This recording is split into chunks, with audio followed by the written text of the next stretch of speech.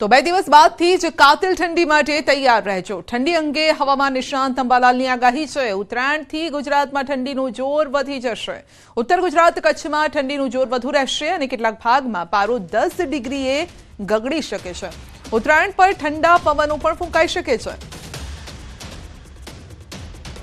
તારીખ 13-14 તારીખની આસપાસથી કે 15 તારીખની આસપાસથી ઉત્તરાયણથી ઠંડીનું જોર ઉત્તર ગુજરાત અને કચ્છના ભાગોમાં વધુ રહેશે। ક્વચિત તટ ભાગોમાં 10 સેલ્સિયસથી ક્યાંક નીચું જવાની શક્યતા રહેશે। એ ઠંડી આવશે, ઉપરાંત ઉષ્ણતામાનમાં વધઘટ થશે, પરંતુ ઉત્તરાયણ ઉપર પણ ઠંડા પવનો ફૂંકાવાની શક્યતા રહેશે અને ઠંડી આવશે। અપક્ષ એમએલએના રાજીનામાની વાત પર ખુલાસો થયો છે। ધાનેરા અપક્ષ એમએલએ માવજીભાઈ દેસાઈનું મોટું નિવેદન છે। હું પાર્ટીની અંદર જ છું।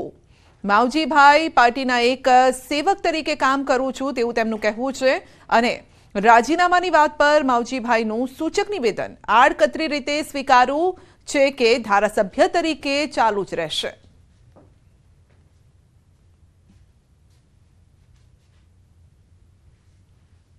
હું પાર્ટીની અંદર જ છું અને પાર્ટીના એક સેવક તરીકે અને આ વિસ્તારના ધારાસભ્ય તરીકે સેવક તરીકે આ વિસ્તારની સેવા કરતા રહીશું। લોકસભાની ચૂંટણીનો હાલથી જ ગરમાવો। કોંગ્રેસ નેતા ચૈતર વસાવા સાથે કોંગ્રેસ નેતાની વાત થઈ છે અને મુલાકાતની ઈચ્છા પણ વ્યક્ત કરાઈ છે। તો આ સાથે જ આપ બાદ હવે કોંગ્રેસ નેતાની ચૈતર વસાવા સાથે મુલાકાતની ઈચ્છા।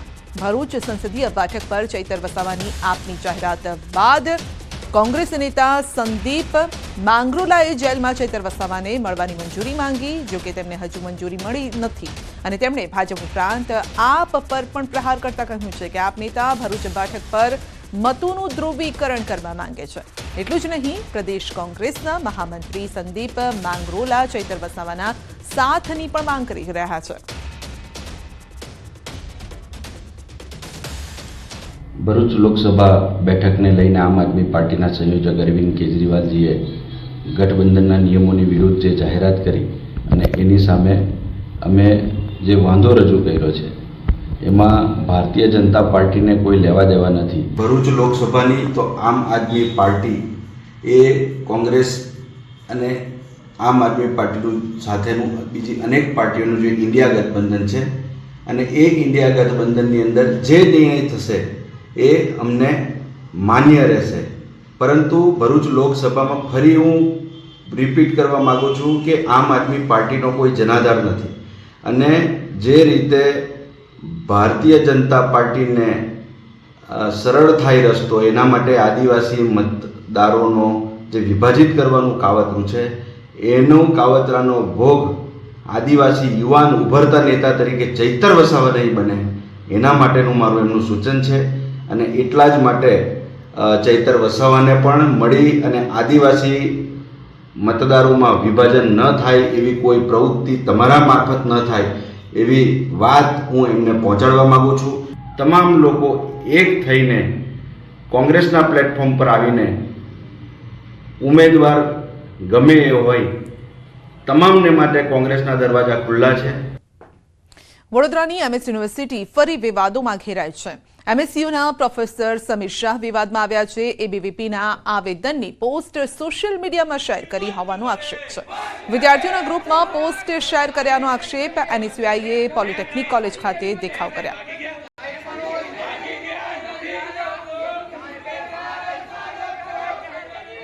રાષ્ટ્રીય સંગઠન એબીવીપીના જે વિદ્યાર્થી નેતાઓ હતા તેમનો જે સિમ્બોલ હતો, તેમની જે ઓળખ હતી તેના સાથેના ફોટોગ્રાફ્સ ટીવાય મેકેનિકલના ગ્રુપમાં તેમણે શેર કર્યા છે। એઝ અ પ્રોફેસર કોઈ બી આવી પોલિટિકલ એક્ટિવિટી ના થવી જોઈએ તે તેમને નીતિ નિયમનું ભાન હોવું જોઈએ।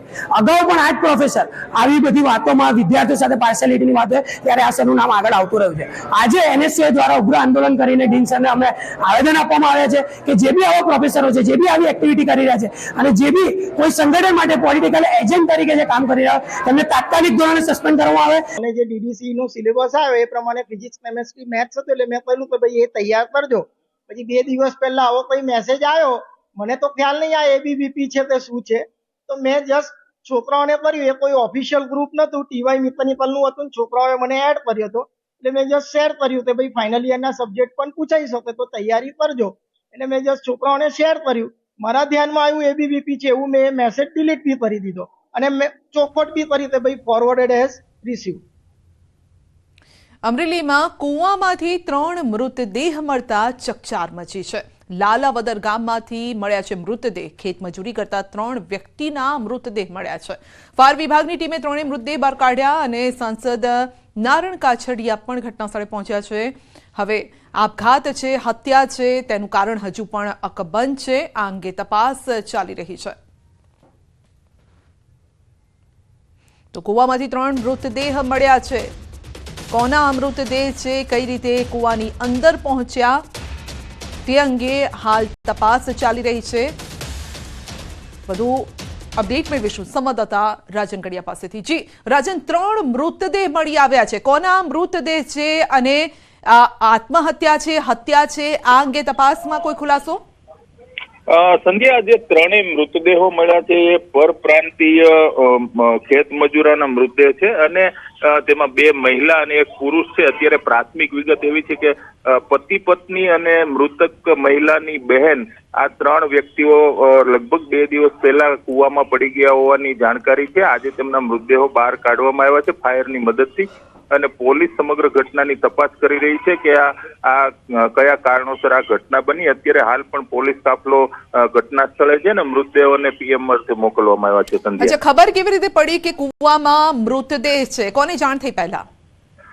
સંધ્યા, અત્યારે પ્રાથમિક માહિતી એવી છે કે ખેડૂત છે છેલ્લા 2 દિવસથી પોતાની વાડીએ ગયા નહોતા અને આ ખેત મજૂરો છે ત્યાં રહીને જ તેમના ખેતી કામ કરતા હતા. પરંતુ આજે સવારે ખેડૂત પોતાની ખેતરે ગયા, વાડીએ ગયા ત્યારે એમને ધ્યાનમાં આવ્યું કે આ મજૂરો અહીં છે નહીં. આસપાસ તપાસ કરતા કૂવામાં મૃતદેહો હોવાની જાણકારી મળી હતી ને ત્યારબાદ તેમણે પોલીસ અને ફાયરને જાણ કરતા મૃતદેહો લગભગ 2 કલાકની જહેમત બાદ 3 મૃતદેહોને બહાર કાઢવામાં આવ્યા હતા. સંધ્યા, જી આપનો આભાર.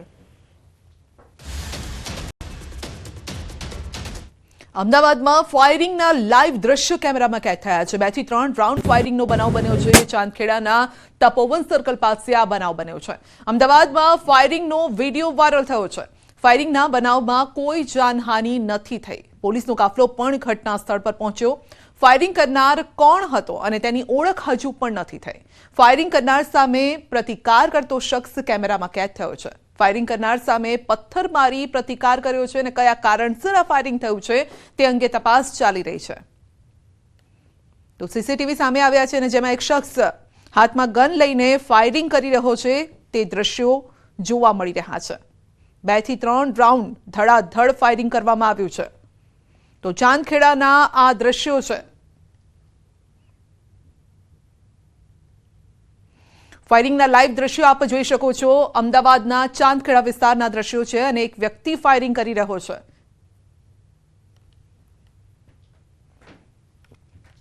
વાત કરીશું સુરતની. સુરતમાં ટ્રાફિક પોલીસની દાદાગીરીનો વિડીયો સામે આવ્યો છે. વાહન ચાલકને ધક્કો મારીને તેને ઉતાર્યો હોવાનો આક્ષેપ થઈ રહ્યો છે. વાહન ચાલક પાસેથી મોબાઈલ ઝૂંટવવાનો પણ પ્રયાસ થયો. અમરોલી વિસ્તારનો આ વિડીયો હોવાનું અનુમાન છે અને પોલીસ કર્મી જબરદસ્તી બાઇકમાં બેસવાનું કહેતો દેખાયો છે.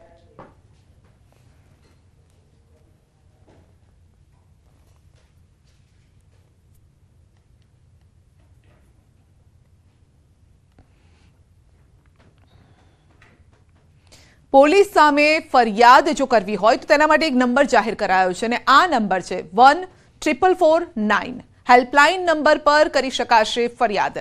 રાજ્ય સરકાર વતી એડવોકેટ જનરલે આપી છે આ માહિતી અને કેન્દ્રનું રાજ્ય સરકારને 15 દિવસમાં નંબર શરૂ કરવા માટે પણ સૂચન છે. 16 ફેબ્રુઆરીએ આગામી સુનાવણી હાથ ધરવામાં આવશે.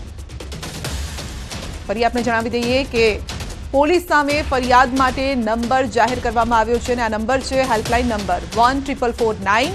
આ નંબર પર આપ ફરિયાદ કરી શકો છો. રાજ્ય સરકાર વતી એડવોકેટ જનરલે આ માહિતી આપી છે અને કેન્દ્રનું રાજ્ય સરકારને 15 દિવસમાં નંબર શરૂ કરવા માટે પણ સૂચન છે. 16 ફેબ્રુઆરીએ આગામી સુનાવણી પણ હાથ ધરવામાં આવશે.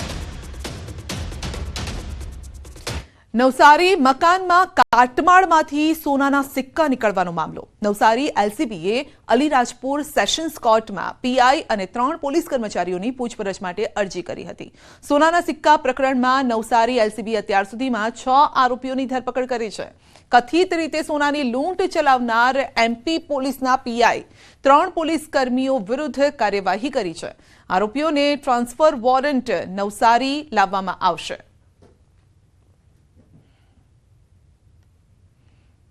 તો મકાનના કાટમાળમાંથી સિક્કા મળ્યા હતા અને ત્યારબાદ આખો તપાસનો ધમધમાટ ચાલ્યો છે. 6 આરોપીઓની ધરપકડ પણ કરવામાં આવી છે. આ મામલે હજુ પણ તપાસ ચાલી રહી છે અને જે આરોપીઓ છે તેમને ટ્રાન્સફર વોરંટના આધારે ગુજરાત લાવવામાં આવશે, નવસારી લવાશે.